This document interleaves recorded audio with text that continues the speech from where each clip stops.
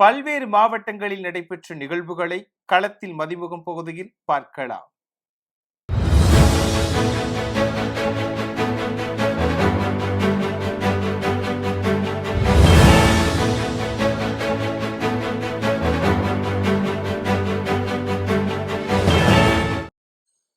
விருதுநகர் மாவட்டம் ஸ்ரீவில்லிபுத்தூர் மற்றும் சுற்றுவட்டார பகுதிகளில் புதிய தமிழகம் கட்சி தலைவர் கிருஷ்ணசாமி மாநில மாநாடு குறித்த விளக்க கூட்டம் மற்றும் தேர்தல் பரப்புரை நடத்தி வருகிறார். இந்நிலையில் பரப்புரைக்கு செல்லும் முன்பாக ராஜபாளையத்தில் செய்தியாளர்களை சந்தித்த அவர், இருக்கங்குடி கோவில் சொத்துக்களை வைத்து கட்டப்படும் கட்டிடங்களில் நடைபெறும் முறைகேடுகள் குறித்து விசாரணை கோரி மாவட்ட ஆட்சியர் அலுவலகம் முன்பாக ஆர்ப்பாட்டம் நடத்தப்படும் என தெரிவித்தார்.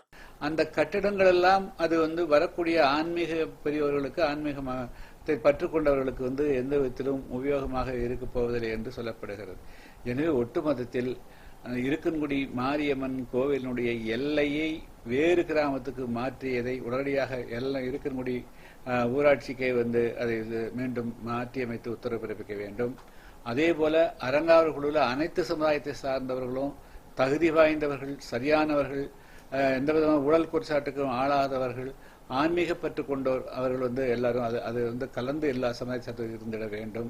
அதே போல் அங்கு நடக்கூடிய ஊழல் ஆகியவற்றை முறையாக விசாரிக்க வேண்டும் என்று வலியுறுத்தி எனது தலைமையில் வரக்கூடிய 24ஆம் தேதி அன்று விருதுநகர் மாவட்ட ஆட்சியர் அலுவலகம் முன்பாக ஒரு பெரிய ஆர்ப்பாட்டம் நடைபெற இருக்கிறது.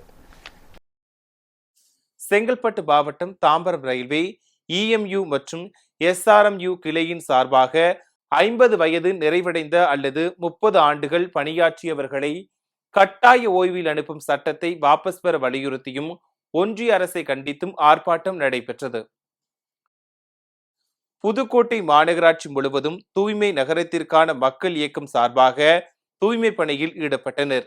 இதில் மேயர் திலகவதி செந்தில், துணை மேயர் லியாகத் அலி, மாநகராட்சி ஆணையர் நாராயணன், மாமன்ற உறுப்பினர் சரவணன், திமுக கழக உறுப்பினர்கள் கலந்து கொண்டு தூய்மை பணியில் ஈடுபட்டனர். விருதுநகர் மாவட்டம் சாத்தூர் அருகே சல்வார்பட்டி குடியிருப்புகளில் சட்டவிரோதமாக பட்டாசு தயாரிக்கப்படுகிறதா என போலீசார் ஆய்வு மேற்கொண்டனர். அப்போது மகேஸ்வரன் என்பவரது வீட்டில் சட்டவிரோதமாக சரவெடி பட்டாசுகள் தயாரிக்கப்பட்டது தெரிய வந்தது. இதனையடுத்து அவரை கைது செய்த போலீசார் சுமார் 50,000 ரூபாய் மதிப்பிலான சரவெடி பட்டாசுகளை பறிமுதல் செய்தனர்.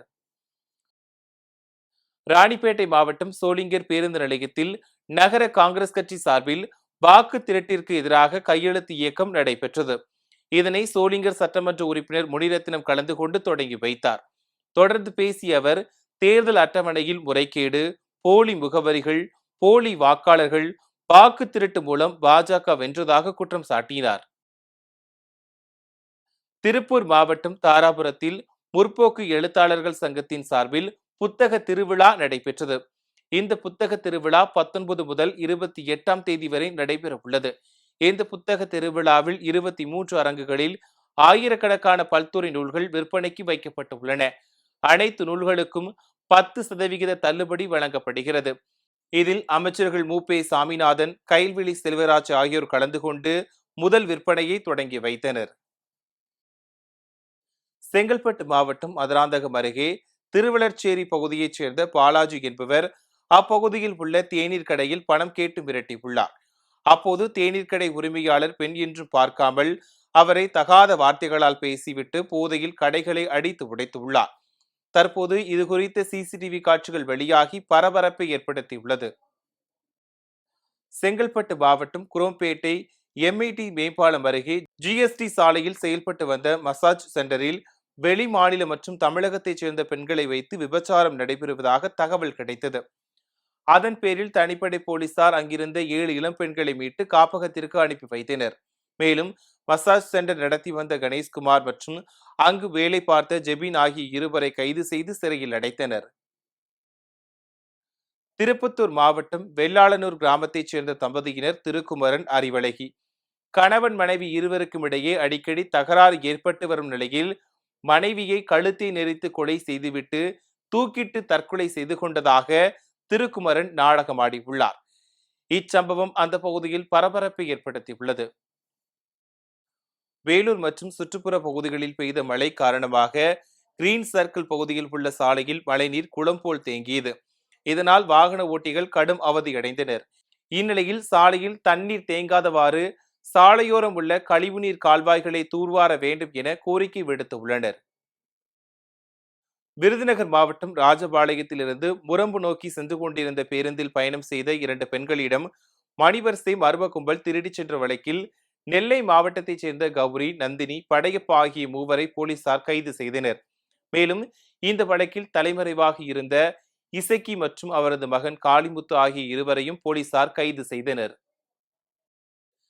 திருவண்ணாமலை மாவட்டம் சாமந்திபுரம் பகுதியைச் சேர்ந்த ராஜேந்திரன் விவசாய நிலத்தில் உள்ள குடிசையில் மர்மமான முறையில் தூக்கிட்ட நிலையில் சடலமாக மீட்கப்பட்டார். ராஜேந்திரனுக்கு திருமணமாகி 2 மகன்கள் மற்றும் ஒரு மகள் உள்ள நிலையில் ராஜேந்திரனின் தற்கொலையில் மர்மம் உள்ளதாகவும், இறந்த ராஜேந்திரனை தொடர்பு கொண்ட அடையாளம் தெரியாத நபர் பவித்ரா என்ற பெயரை சொல்லி மிரட்டியதாகவும் கூறி செங்கம் திருவண்ணாமலை தேசிய நெடுஞ்சாலையில் உறவினர்கள் சாலை மறியல் போராட்டத்தில் ஈடுபட்டனர்.